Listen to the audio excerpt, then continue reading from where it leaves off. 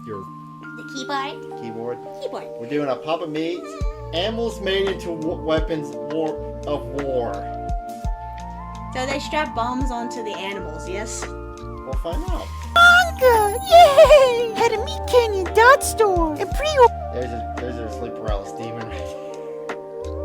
pre-order today! Sale ends January 1st! Yay! Welcome back to the Papameat channel. How you doing? How you doing? Coming up and sitting down because today we're talking about animals. You know, What was that? It was the Deadpool dog. The Deadpool unlike dog. men, animals don't have biases. They are all a part of the animal kingdom and they do what animals do. Isn't that right? Unlike man, people bitch, they argue. And you know what? They start wars. The wars aren't cool, okay? They're kind of lame. But sometimes, man, Make love, not war. We were just using animals for war. Shh. stretches its little disgusting paw out and it No, I was not using animals for war. I was using animals to be the war. I was punching them. infiltrates the animal kingdom to help What? himself in war. We're talking about animals in warfare today is pretty much what the video is. How humans have used animals I'm gonna say it, this has gotta be Russia. It has to be Russia. Here's a bear. to conquer wars, finish battles, anything that pertains to man, trying to overcome its enemies using puppers and cute animals. We boop their snoots, fur babies, like chimpanzees. I mean, cute. Oh yeah, the chimp that smokes people throw cigarettes and smokes them. Poor monkey. Bunny, those motherfuckers rip your tits off and break your legs like it's nothing. Rip your dick off too. Oh, absolutely. Rip your dick off. Which you wanted to start off with something that you may have heard before. War pigs. You know, back in the day, war elephants played a huge part in ancient warfare, almost serving as a tank to intimidate armies and break through in. Okay, admittedly that has to be terrifying. You see someone riding an elephant like this coming at you. Especially back then if you didn't know what an elephant was. Or even still, you had no way of reaching him. Fortresses. You ever see the movie Alexander? They said Alexander was gay. I don't know if that's true. Is that true? That's what they say. Right, Colin Farrell sucked that guy's. He's like, okay. He sucked. You know, I have a theory. I don't think back then they cared who was gay or not. They probably everyone was bi. I bet you back then. Yeah. The Joker's. Did he suck the Joker's in Batman? Doesn't he date what's his face? The guy who plays Joker. Colin Farrell dates the guy who plays Joker? In Alexander, yeah. Oh, Jared Leto. I thought you were talking about in real life. I was like, what? YouTube chat. Ooh. What are you doing, a buggy? Why don't you read it? Which one? The elephant back then were basically a boss battle for enemies. Yes. Just like the elephant that I saw. And I didn't mess with that one. Instead I messed with the Meganium. They kicked your ass across the freaking... It didn't... Oh, no, that was the Braviary. I said Meganium. But yeah, I messed with the Braviary too. Anyways, it became so prevalent that in 266 BC, ancient Greek and Roman soldiers had to create unique countermeasures to the increase of war elephants utilized in warfare. Can you imagine that many elephants walking around? I'd like to see them now. I'm kind of bummed that they're they're basically extinct, right? Elephants? Elephants, aren't they? Or endangered species list. Yeah, they're basically extinct. They are? They're endangered, they're not extinct. Isn't it like a certain breed of elephant or just elephants in general? Elephants in general, because people used to get they wanted their horns for the ivory. The ivory, yeah. Elephants, while effective as battlefield tanks, were also prone to panic under certain conditions, which would often lead them to lose control and trample their own side. They get a little scared, and they would just squash all the people like bugs. During the siege of Megara, war elephants were brought into battle by the Macedonians, but this time, the Megarians came prepared. It was believed that the squeals of pigs would frighten elephants. What do you think they did? Is that like related to like elephants being afraid of mice or something? I think they proved that on Mythbusters that's actually true, that they're terrified of... As why, I don't know. I saw that on Mythbusters years ago. They actually scared elephants with mice, like wild elephants. Huh. Interesting.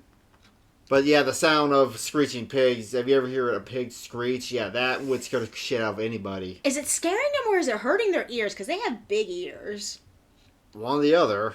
Yeah, they're like, and they just saw like, and they like ran off, and they're like, My God. So they gathered all the pigs they could, covered them in tar, and set them ablaze before releasing them towards the opposing army. Bacon?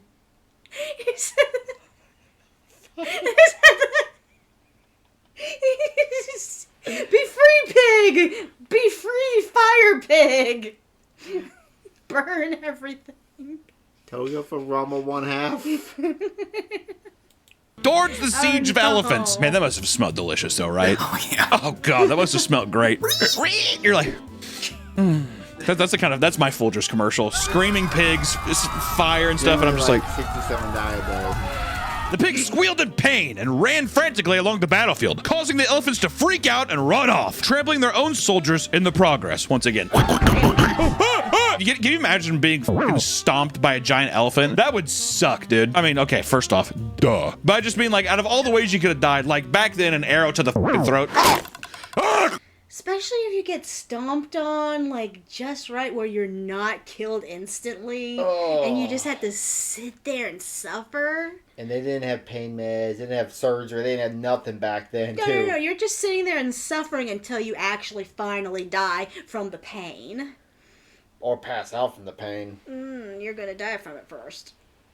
Actually, I don't know. Would bleeding out through an arrow in your neck be worse than getting stomped by an elephant? I mean, you probably wouldn't instantly die. No, okay. Ooh, that is a good question. Ooh. It'd be quicker death. It would be a quicker death. Which one would be quicker? I mean, it depends like how you're stomped, and it depends on where the arrow hit. Well, he said in the neck. You won't bleed out as quick. You'll die quicker getting stomped on by an elephant than. You sure about that? I would hope so. Because like depending on where they stomped you, you're gonna be feeling like all your organs and stuff, and. But it would be painful, but it also would be quicker than bleeding out. Continue. You'd be like, they do you like an accordion, and you'd be like, yeah, because that's what happens in Tom and Jerry if you'd hold up a sign. This seemed like an effective tactic, but oftentimes the flaming pigs were self-defeating as they would be lit only to immediately run frantically back to their own armies. They'd be like, and then they'd run back and people were like, no, and then they. Do you think that pigs? I'm not a scientist. Pig gas. Is that a thing? No, Bacon, no, don't come back to me. Go that way. It must have been funny to be alive and see old battles back then because they took on for days and they didn't. They were basically. You think it was probably as funny as when I was playing Power World, all that the Xerneas and the Piplups are just fighting. It's like, what's going on over there? Thing? Did they pop? Because this is the whole. Well, I guess it's dead bodies. I was gonna say, you get a pig all drunk, fill it with. You get a pig liquored up. Yeah. Yeah. Here's my wife. What? If you took dead pigs that had been dead for a bit and then lit them on fire, threw them, would that be a bomb? Yeah, that'd be a bomb. Pig bomb. Should have done a pig bomb. But going forward, the Macedonians, who acquired their elephants from the Indians, had to insist that they raise the elephants alongside pigs in order to make them less reactive to their screeches. As elephant populations declined, they stopped being utilized on the battlefield as well as the pigs. So basically, as soon as they sealed away the elephant warfare, they're just like, okay, we can stop lighting them on fire, I guess. There was one guy who was just like, had anyone tried using a giraffe? I'm not sure if you can get a giraffe from Africa up to the. No, I mean just like in any kind of war, someone uses a giraffe. Maybe. I don't know. Let's see if they do. why? Or to keep on the lighting something on fire method, why don't we talk about flaming monkeys? The tactic of lighting an animal on fire and throwing it at an enemy is not just exclusive to pigs. Horses. Lighting a horse on fire? Birds. What would that even do? It just like hits a guy in the face? What the fuck? What do you do lighting a bird on? I guess maybe making like smoke? How long is the bird going How long is the bird gonna be able to fly while it's on fire? Yeah. Well, yeah, that is a good question. Would the bird be able to fly? Wouldn't it just kind of just plop to the ground and just start rolling around? Have you ever heard of a giraffe screech? No, I have not. Have you ever seen there was a video I saw where two giraffes were fighting, and it was violent. Like, they throw their, heads and necks at each other. Ooh. It looks violent. Ooh. Oxen and even camels. Not the cows! That's sad. Have all been used throughout history as Like the flaming Papameat. weapons. Wait! Today's video is sponsored by Fume, Now the leaders in sponsored. flavored air. Now sponsored. I've got my fair share of bad habits. Sure, everybody does. .com/Papameat or just scan the QR code on screen to grab yours right now and make somebody's There's a holiday long ass unforgettable. sword, a long Thank you, sword. Fume, for sponsoring the video, and back to the video. But the strangest use of a flaming animal was during the neck Chinese hurts and thinking British about it. Opium Wars during the 1800s. I don't know why, dude. Opium dens just make me laugh. People just in a den just like, I like to imagine there's one Chinese guy with blonde hair, looks just like Kurt Cobain. Like f***ed up jeans and stuff. And one of the Chinese officials allegedly suggested strapping firecrackers to the back of monkeys and then catapulting them aboard English ships. I mean, it works. But if they're gonna catapult it, why did they need to use a monkey?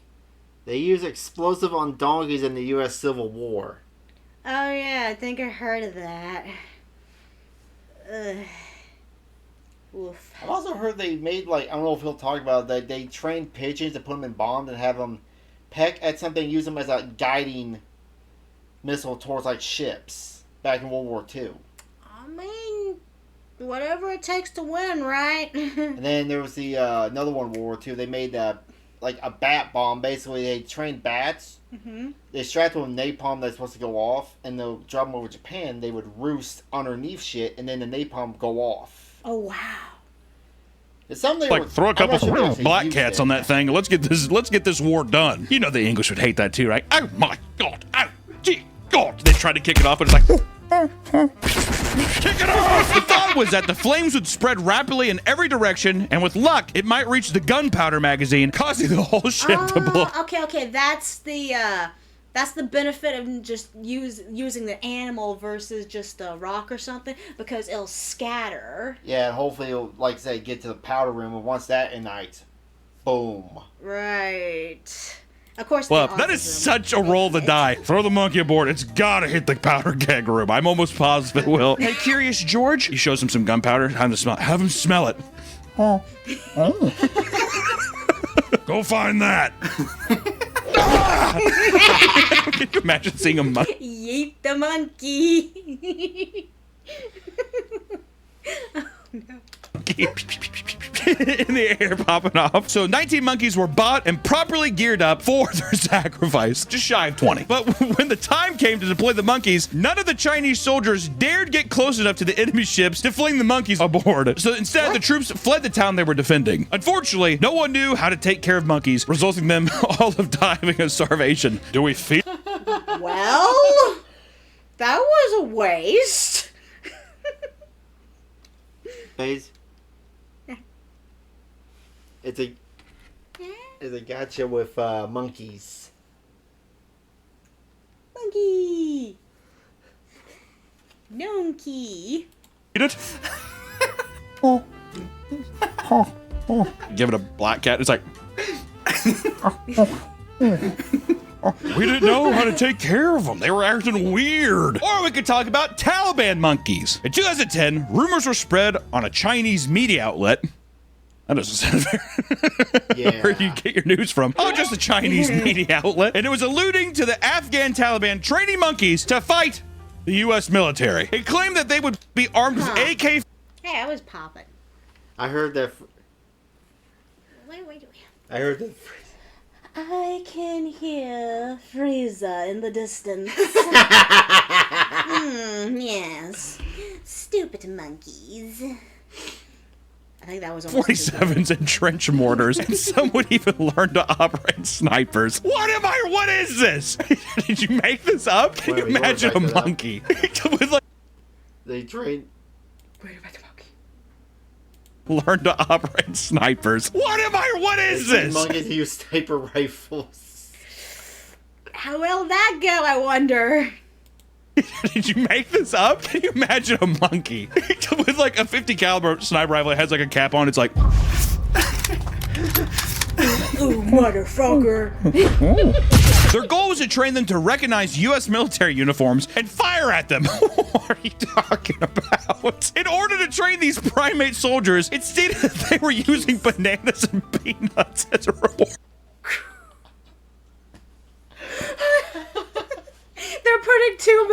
They're putting too much hopes in. They're putting their own too many. I can't even. You can't. I can't. They're putting all their hopes in the monkey. Just make it do a spirit bomb. Hey, Chim Chim, here's the thing. You hit that soda If it can a works, it mile works. out, you get a little bit of this. You never know. Many till you scoffed at this try. rumor as monkeys simply didn't possess the cognitive ability to be of any use in war, and a NATO spokesperson claimed it was no basis in reality. Yeah! What's funny is that they made like a 3D render showing the Taliban training them. You know, Someone had too much time on their hands. That's all that was. Someone just had too much time on their hands. It's like, hey, instead of having us go out and die, how about we show you that we could teach the animals to do it for us? there's one guy who's just like, oh my god. He has like a copy of Mighty Joe Young on VHS. We got it prepped for war. Seriously, they're coming for us. Or we could talk about Morocco offers U.S. monkeys to detonate mines. What does that mean? In 2003, Moroccan government officials offered 2,000 trained monkeys to help detonate landmines in Iraq. And by training, the Moroccan government meant that the monkeys could run out and step on a landmine, causing the landmine to detonate and explode the monkeys. Just follow the path the monkey went on, and you'll be fine. I'm sure he already blew up the mine that was there. I mean, like I said, if it works, it works. I mean that's horrifying to think about. PETA's gonna have a field day. The new Diddy Kon's gonna be amazing. Diddy Kon mixed with Donkey Kong mixed with Call of Duty. Ooh. That's such false advertising. So you're like, oh my god, these are like smart monkeys. No, they're just be like gonna walk around like that and just blow up in the middle of the desert. Luckily for us, we have For our safety, not the monkeys. Dude, there was a Robot Chicken episode of that. What? I gotta back that up because I missed ever reading it. No. I remember there was a Robot Chicken episode where they had the monkeys blowing up. Moroccan government meant that the monkeys could run out and step on a landmine, causing the landmine to detonate and explode the monkeys in the process. That's such false advertising. So you're like, oh my god, these are like smart monkeys. No, they're just be like gonna walk around like that and just blow up in the middle of the desert. Luckily for us, we have better techniques to detect landmines, such as the bomb-sniffing rat. Magawa, the African giant pouched rat, was utilized by Apopo, an organization that trains these types of rats to detect landmines as well as tuberculosis. Dual purpose. Explosion? Tuberculosis. Kind of weird. It's like this. Wow, that's two totally different things. I'm amazing. Who found this out? Who figured that out? That's my question. Your guess is as good as mine. Science. Same shit with like dogs can't eat chocolate, but they can smell cancer. What the fuck is up with that? Isn't that weird? When your dog comes up to you and puts his paw on your lap, gives you the Jim Halpert. You're like, oh fuck, I think I got cancer. Airbud stops dribbling. Doing one Due deal, to decades of conflict, Cambodia was riddled with hidden landmines that have yet to be unearthed. This had created a huge risk for those living there. Since 1979, 65,000 people have either been killed. 65,000? Holy shit. Just they don't live where, I guess, Well, if you don't have a choice, but still.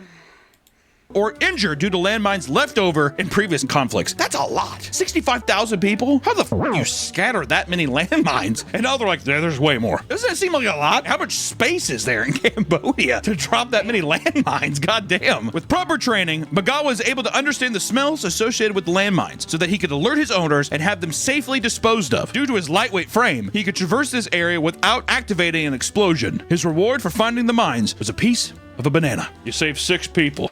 Release the monkeys there. release the monkeys. Yeah. Just free monkeys to blow up for you. They sacrifice themselves for us. Well, that's kind of nice that a rat actually finds and not kill the rat. Unless it does.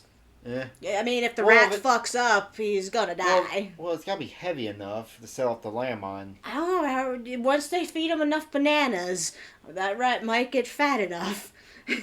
No, that's how he retires. Just one piece. You'll get the whole thing after the day. And during his career, Magawa helped clear over 56 acres of land, roughly 42 football fields of landmines. That's awesome! From 2016 to 2021, he successfully identified 71 landmines and 38 instances of other unexploded ordnance. And in 2020, he was the first rat to receive the PDSA gold medal from Britain, being honored during a virtual ceremony.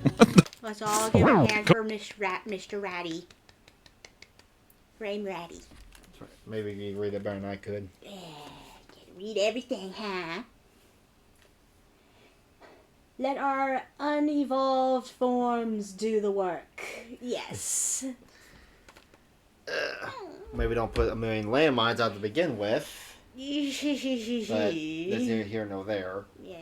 COVID was a rough time. In just 2021, Magawa retired from bomb sniffing due to old age. For several weeks, he mentored 20 newly recruited rats before fully retiring to a life of snacking on bananas and peanuts. He died peacefully in January of 2022. God, what a hero. Squeaky had a good life. He sniffed bombs and saved people and got fed all the yummy fruit and died peacefully. Yep. That's all you can hope least- for. At least he's getting on like good note. Whereas the monkey's getting blown. Do you not remember that episode of Robot Chicken? I don't think I've seen it. I gotta show you that. The alternative master Splinter. You train the turtles to go out there and sniff the landmines. Bro, what a hero. That made me so giddy. This is going to be an Illumination project in the future. Patton Oswalt's gonna voice it because he voices every single animated character out there. It's gonna be him and Chris Pratt. But you know what? Sure, Magawa was a good man, died like a hero, and we do have a shrine of him at our studio now. But we need to talk about other animals hunting mines, like mine hunting dolphins. This one seems a bit counterintuitive, What? doesn't it? Oh, on the water mines, that's right. yeah. I I had was to like, think on it for a second. you were like, wait, did they just do the boy? How retarded am I? No. Your mind was totally thinking of that scene with the semi and the dolphin on the boys. That is the only good. That is like the best thing that came out of that series. The dolphin goes through the window and gets hit by it. While playing Spice Girls, and then gets run over by a semi. I never seen you laugh so hard at something for so long. That was the funniest thing I've ever seen in my life. Dolphins can survive a rocket crash. Huh. Interesting to know. Thank you. Fish coming out on land. Rats weren't the only animals used to sniff out landmines. And in fact, the U.S. Navy began studying dolphins in the 1960s to see if they could use them for war as well. Dolphins were being trained to sniff out underwater mines before There you using go. devices to mark them so the Navy could dispose of them safely. This was heavily utilized in the Iraq War in 2003, using dolphins to clear out over 100 mines, as well as use buoy flotation devices to force enemy divers onto the surface. That's kind of fucked up. It's like a guy swimming, the dolphin's like, can you imagine it? The guy's like, put it on and push him. Even discovered mines from World War II were able to be disarmed due to the dolphins' incredible accuracy. And as a reward for their successful finds, they were tossed fish to eat. They were also given healthy diets and exercised frequently, allowing them to live much longer than the average wildlife dolphin. There's no way this is real. There's no way. What is that device on? So basically, just you keep them as pets, and anything lives longer if you take care of it. Yeah. His arm. Laser. Is that real? Yeah. The U.S. military that would use dolphins for mines treats them better than any SeaWorld or zoo. Is that fucked up? You exercise them daily, and they get the whole ocean to swim in. And they're heroes. They're war heroes. And they're heroes and they get medals. But let's move on to one of America's favorite animals, which is using an army of cats in battles. We're moving on to cats. During the No, Kitties. not the kitties. What are they gonna do to the kitties? What are we gonna use it for, Raffy? What are they gonna do to the kitties? Battle of Pelusium in 526 BC, not gonna say BCE, Nick, before Christ, not before Common Era, bud. The Persian army unleashed a horde of cats to exploit the Egyptians' love for their sacred animal. Oh. You dumb son of a bitch. You know, I had a feeling it had something to do with Egyptians and cats, but I didn't think it was that Well, they way. used to look at them as gods, and cats never forgot that. Yeah, that's like if you were to come to me and get me to do something just by hanging over just an expensive Sephiroth figure in front of me. We can play Minesweeper with dolphins. In ancient Egypt, cats were beloved to the point that they were seen as gods with their own laws protecting them. Taking the life of a cat was met with an immediate death sentence. Huh. I don't like cats. You know what's weird is I like my barn cats a lot. The cats I have in my house, they piss everywhere. Not everywhere, but they piss sometimes. And you're just like, fucking, like, what do you do all day? You're doing this? My barn cats are awesome. Love them. And they eat mice. Bellies are full. They're actually working. They're working all day. And they have a great, I mean, they're like running around outside. My inside cats are just like, Broncos are now too. you know, Jack started pissing on counters by the sink. Why? Why would you do that? And you know what's fucked up? My wife has him on Prozac. What is it the thing with our two cats? We have two little boys. They like to piss in one and shit in the other. I don't know. But Broncos doesn't have to do anything. He's old. How old is he for the chat? Going on 17 now. We've had him that long. No, we got him in 2014. He was 6 years old then. Mm-hmm. Shit, he is that old. Uh-huh. He old kitty. My cat's on depression pills right now. I guess I'll go live peacefully and have everything given to me. When the Persians were made aware of the religious importance they had, they were prepared with a cruel strategy to gain the upper hand. Goddamn Xerxes. The Persian army gathered several cats to release ahead of them on the battlefield. Not only that, the cats were painted on their shields as well.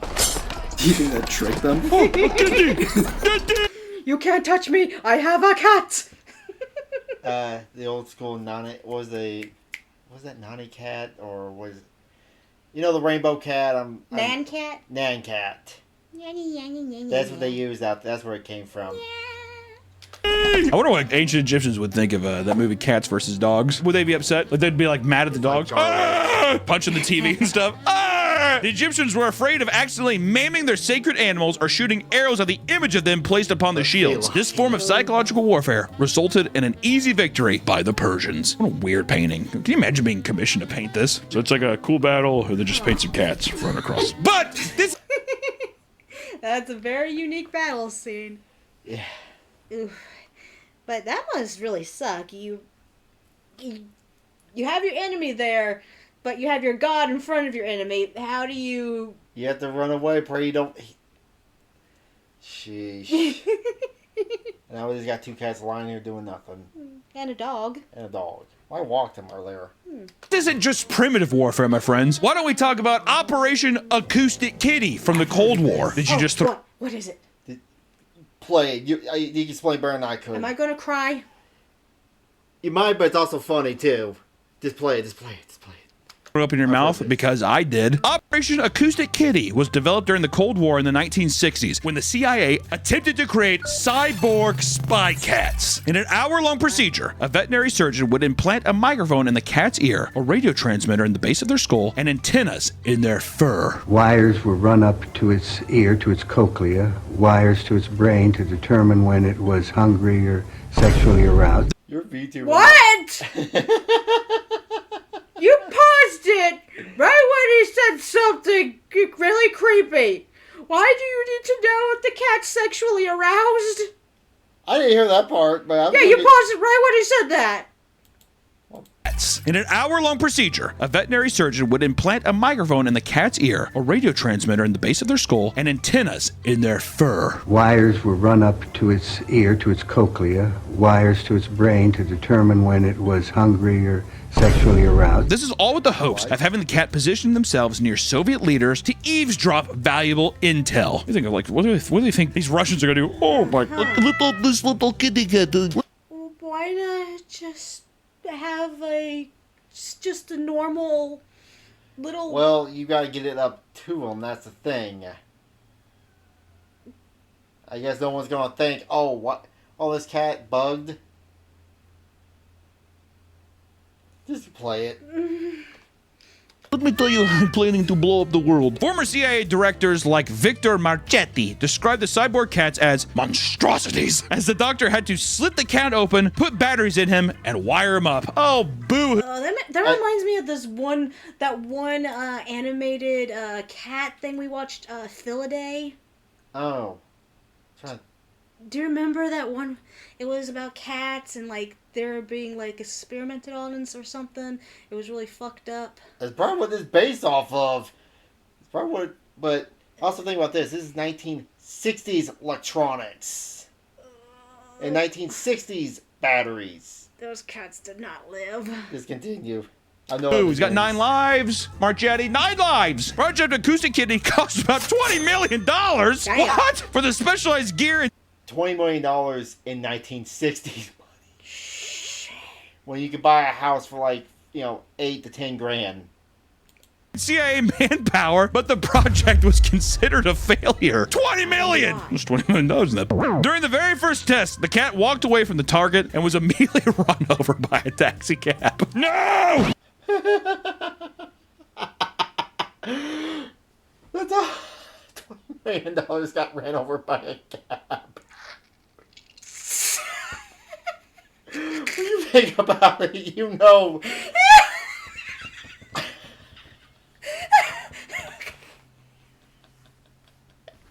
It's funny as hell when you think it. It's like something should blow your Spy X family.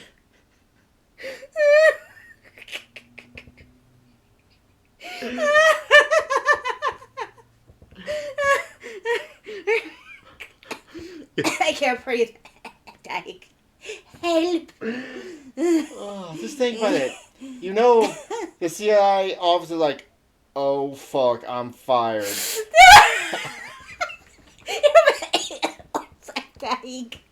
I'll get you a water bottle, you say this.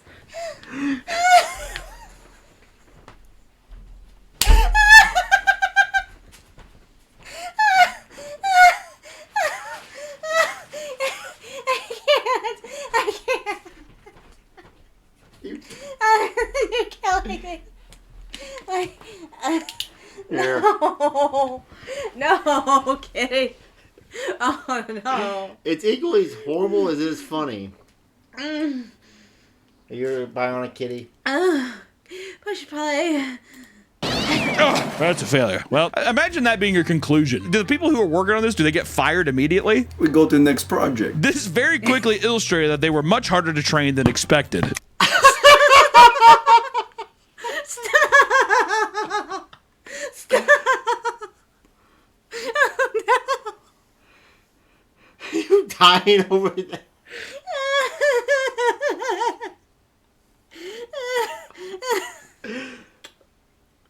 Continue. It was also noted that another problem the CIA had to address was the cat getting distracted by its sense of hunger. Should have gave him some bananas, bitch. This had to be simultaneously addressed in another operation. All right, so we have Acoustic Kitty, that's $20 million, and we're putting $40 million in how to stop cats' hunger. Go. And after 5 years of prep... You died if the cat gets the information or not. What? Said, you die if the cat gets the information or not. Yes. Operations, the operation was a failure, and the idea of spy cats was abandoned completely. But while we're talking about cats, did you know that there was cat bombs? Kitty. No, those are cat bombs. They've used bombs for animals a lot. But we will start with cat bombs. Because during World War II, many strange and unique weapons were crafted in order to get a leg up on their adversaries. And one of the strangest suggestions was to construct cat-guided missiles. A U.S. official came up with the idea when he was thinking up ways to improve the Air Force's targeting to enemy battleships. How? His solution was to strap a cat to a bomb and have the cat guide it to the battleship. His thought process was that the cats hate water, so if you dropped it over water, it would instinctively steer the bomb towards the battleship in order to avoid getting... No! These people are fucking dumb! Who the fuck let them... No. I'm convinced... No, shut up. I'm convinced that guy just had a hatred for cats. Because that's bullshit. That is the most... That is retarded. Have a drink of water. Diba. But some of the weird weapons of war that has come up with over the years will amaze you. He was a dog lover. Wet. So I have a cat at home and he hates our pool. All right? You strap that bad boy to a missile, he's not going to want to go in the ocean. It's a big pool. But it ultimately didn't work as during testing, it was discovered that cats tend to pass... Well, yeah, they tested it to figure out if it worked or not. He wouldn't be talking about it if it was just an idea. No, I'm saying no, obviously it didn't work. I'm not saying no that they didn't do it. I know they didn't do it because they're dumb. During testing, they discovered the cats tend to pass while plummeting towards Earth. No! Really? How many times they had to do that before they realized? You know they did it more than once. Someone needs to be punched. It was World War II. No one gave a shit about animals back then. I don't care. Someone still. That's a waste of money. That's a waste of money. Trust me, they pissed that away in like 5 seconds. Out when plummeting towards Earth.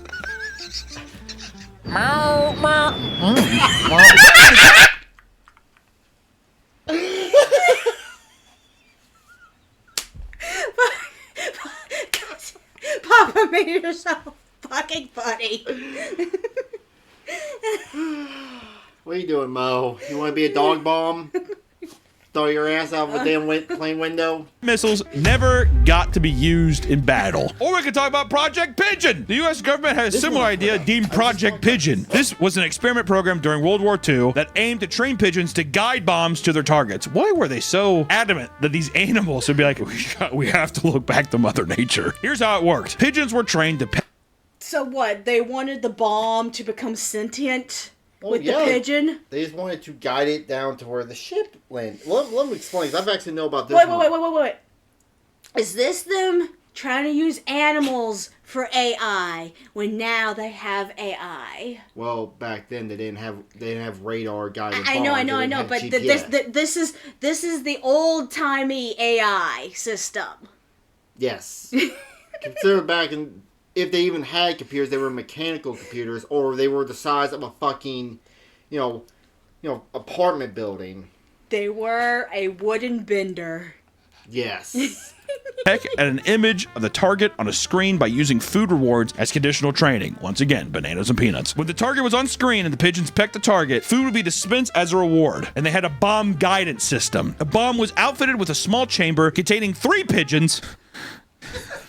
It's so stupid. So we build the bomb, and this compartment right here, this is for the 3 pigeons.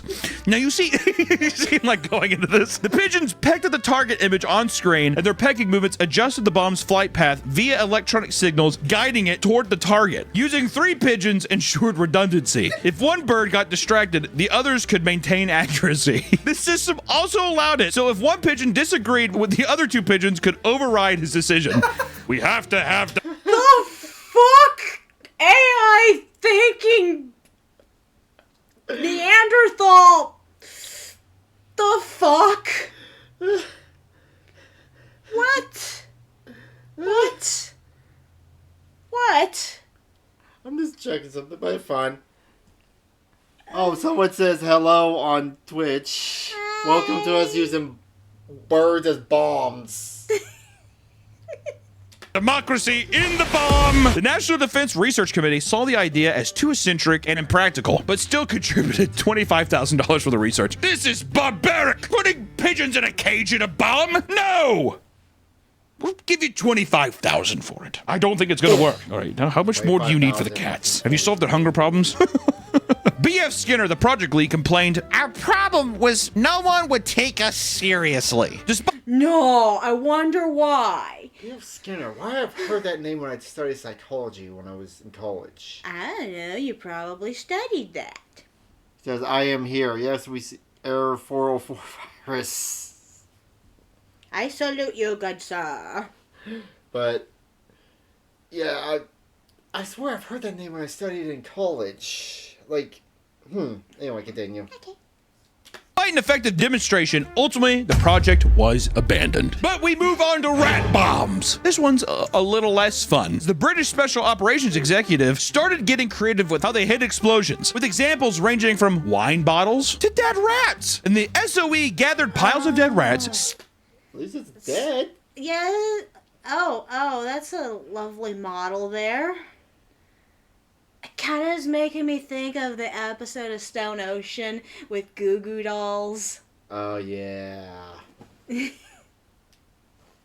skinned them and shoved bombs up their ass before sewing them shut and delivering them to France, which was occupied by Germany at the time. This is a very odd Trojan horse. I heard Germans love bald rats. They love to eat them. They hoped that German forces would see them and toss them into boilers to dispose of them, thus setting up an explosion that would potentially take out an entire military base and steam engines. The mission ultimately failed, but the Nazis still panicked at the discovery of rat explosives and became paranoid of similar attacks. They sent the ones they received to military schools to exhibit them. Can you imagine the teachers? What is this? Okay, so the rats were already dead, so they weren't pretending like they were real. They just like kind of laid them there Yeah. in hopes that they would be like, oh, dead rat carcass. Should probably throw that in the furnace so it doesn't. Yeah. How did they get it there? It worked, but not the way they expected. Ooh. Yeah, it just made everyone paranoid. Oh, we could talk about a much scarier Transylvanian type of bomb, a bat bomb. A similar project was developed in World War II. These are all World War II. All of them were just people were like, birds and beasts with bombs. It was referred to as Project X-Ray, where Mexican free-tailed bats were being used to create bat bombs. And originally, it was touted as the greatest weapon ever dropped from an airplane. After Pearl Harbor, a dental... Okay, so what are I was just describing this earlier. Basically, they attached. This is one where I tell you they attached napalm to them, and bats like to curl up underneath, like parts of the roof, and how Japanese roofs are built. And the fact that most of the buildings in Japan at the time were wood, that would go off and just incinerate a town. Sheesh. Bat bombs. No,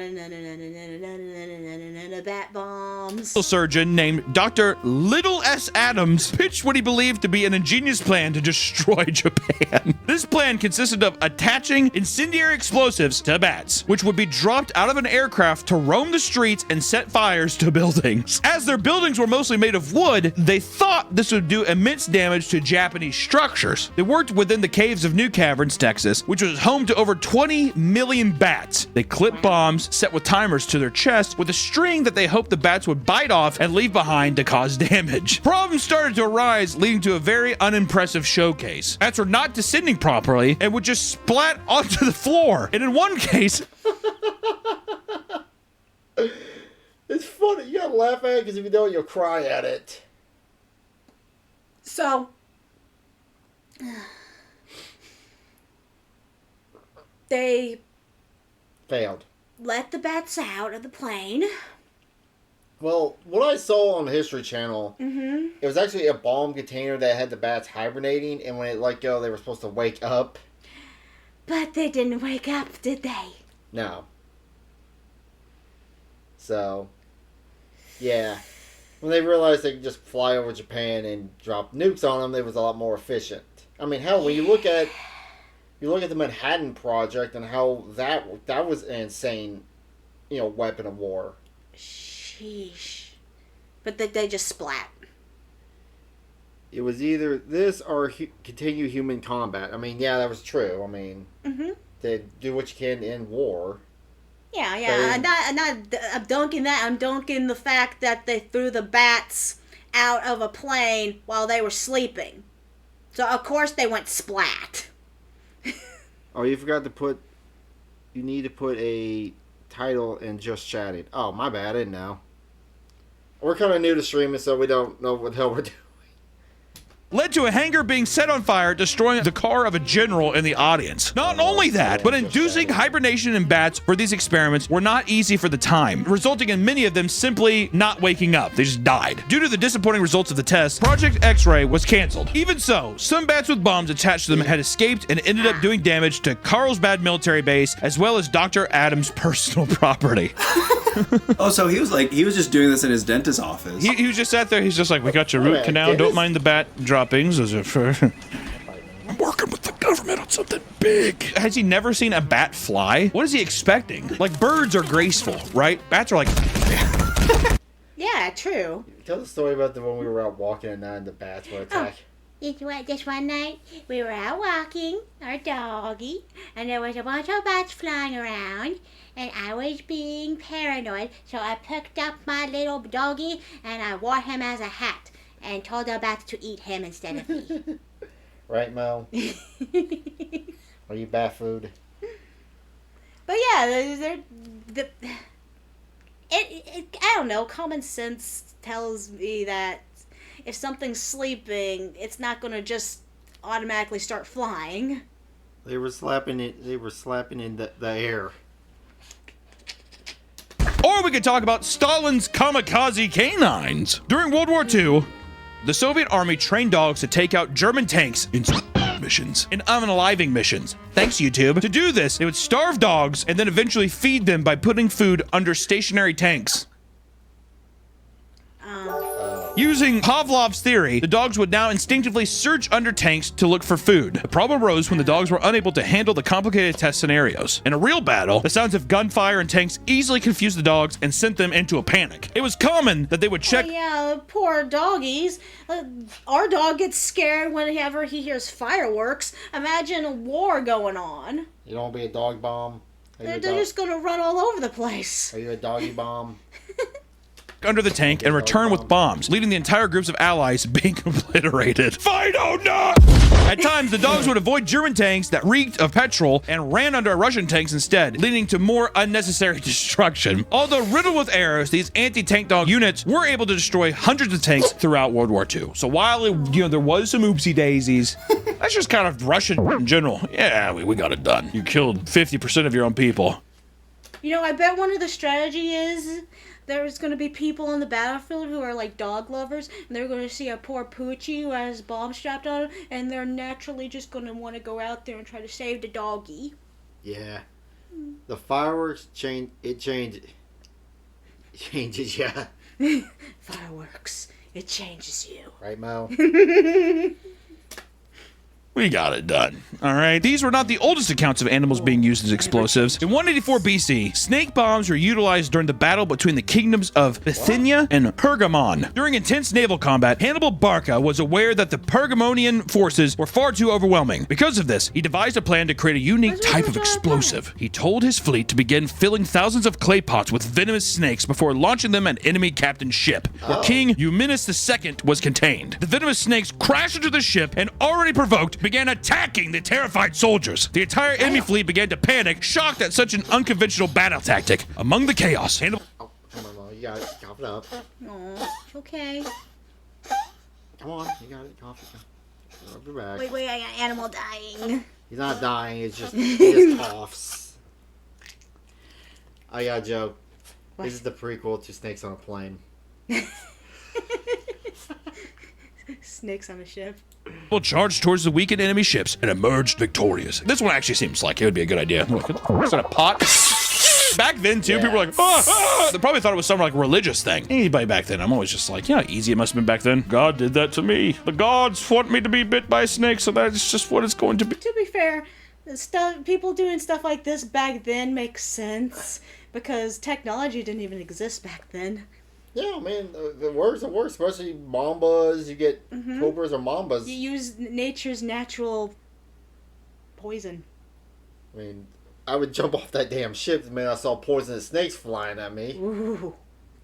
It is what it is. But not all animals are just lit on fire or thrown or kill other people. Sometimes the animals are indoctrinated into an army. Sometimes they have them join an army. The humans and animals shake hands and become allies. Such as our first example, Wojtek, the bear soldier. Oh my god, that picture is so cute. In World War II was a difficult time for the world. In World War II, a bear named Wojtek joined the 22nd Artillery Supply Company of the Polish Army. Wojtek was an orphan cub that was adopted to Polish soldiers in 1943 by a young shepherd boy who witnessed its parents shot to death by hunters in Iran.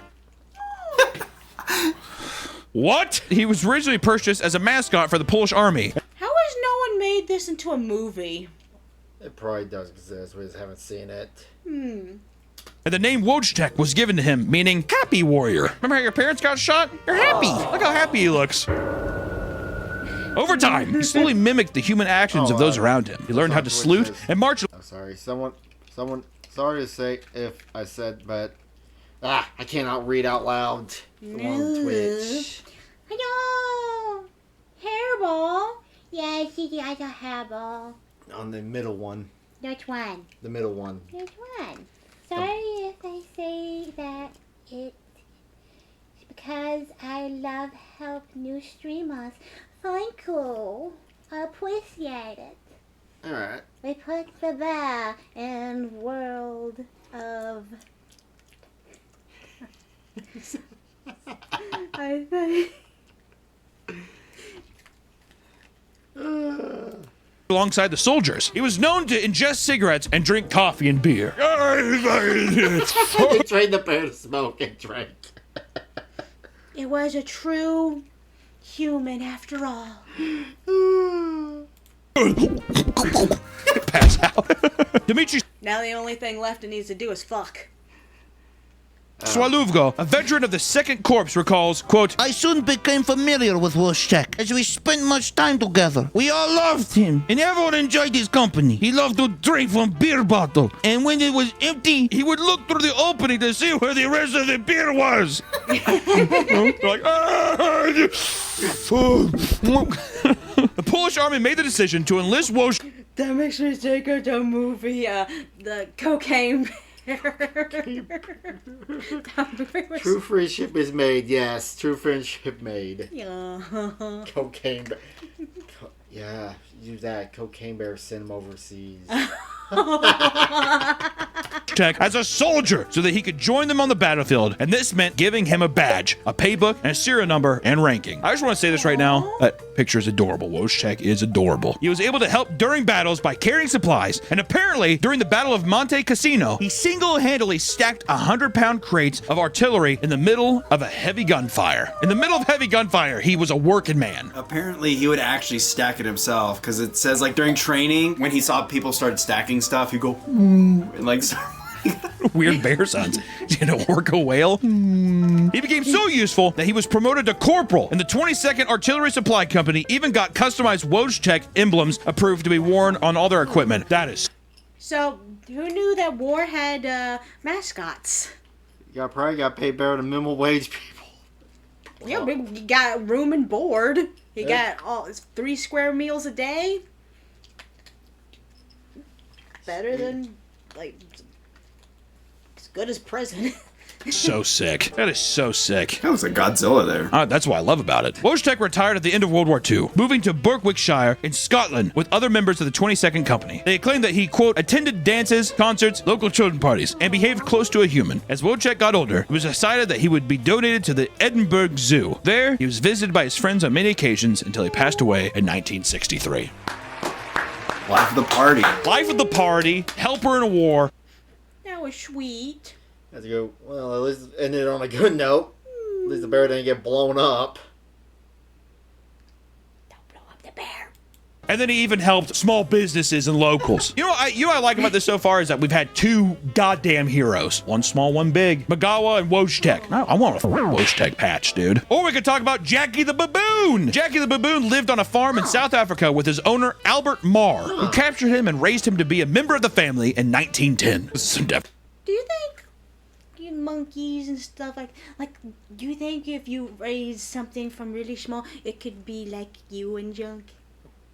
I pushed a button. But, Yo. problem is, like, with, like, you ever see the chimp thing where people, like, raise chimps in the baby? They get aggressive as they get older.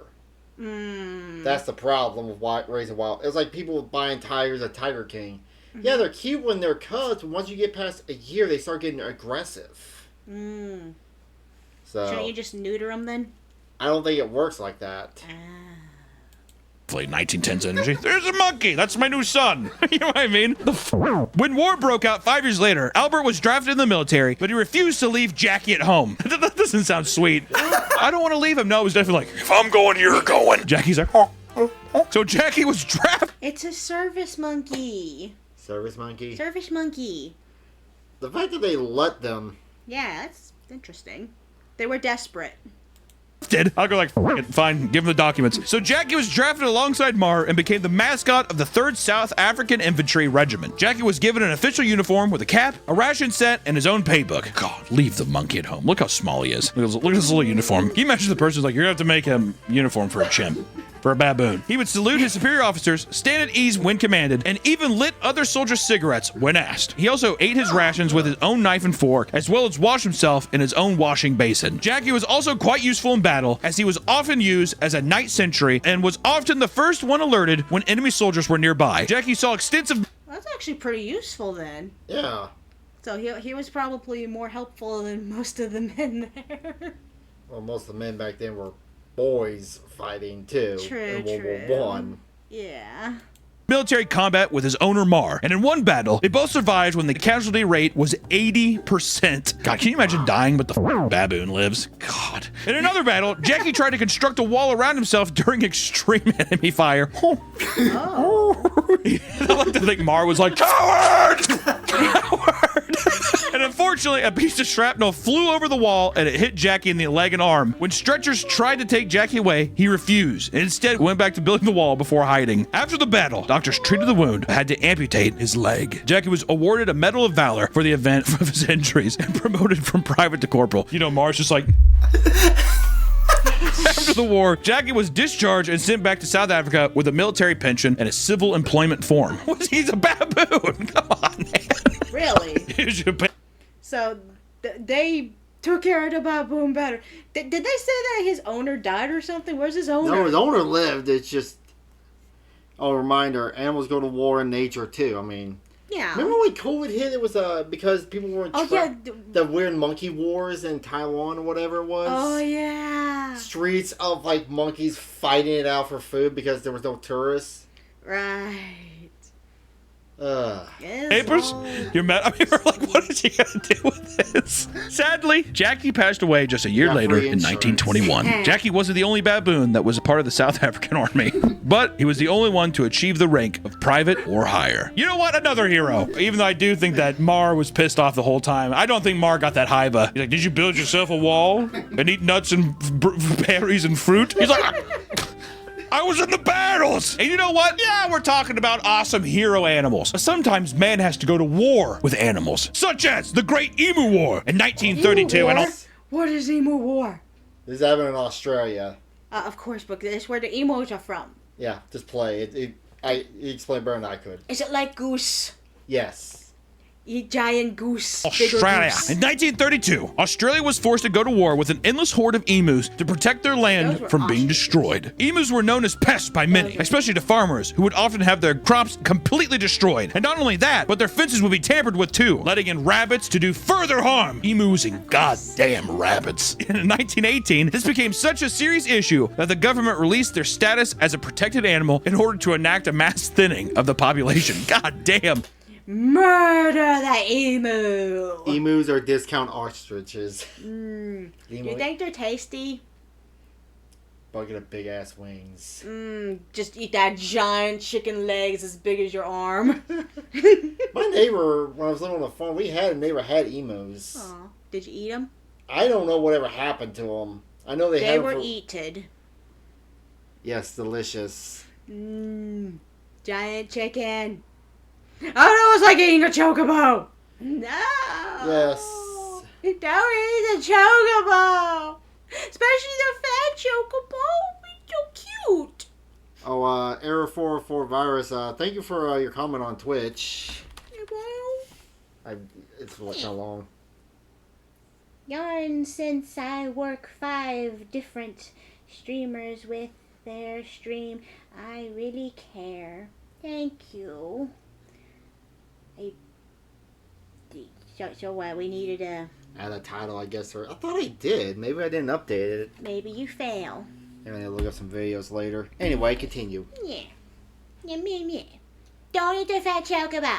The emu must be destroyed. Local farmers, struggling to survive off their small harvest, waged war on emus, chasing them down and killing them in droves. My God! All I gotta strangle them right here. But So is that how you kill them, with your bare hands? Apparently in Australia they do. Just choke it. Well, Australia is a colony of prisoners. Break the chicken's neck. Choke the chicken. Choke the chicken. This was no easy feat, considering that there was an estimated 20,000 of them. Not only that, but emus could often take several shots before going down. They're like, you're gonna do more than that, motherfucker. Emos take several shots before going down. Oh, it's a big ass chicken. Of course it's going to take some time to kill it. I didn't think they were that durable. Apparently they are. The emu wars was won, but by making better fences. Of course it'd be that easy. Australia is the real life Dark Souls.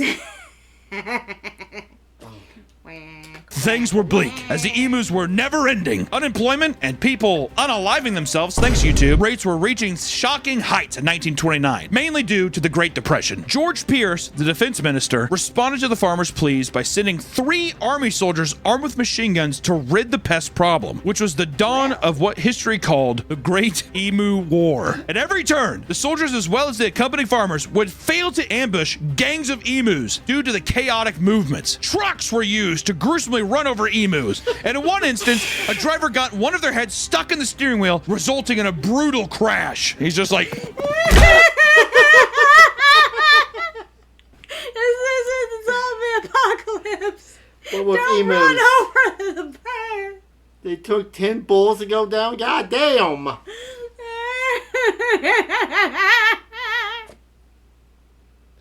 Well, they have the tiny little heads with big ass bodies, so I mean. Yeah, you don't run them over.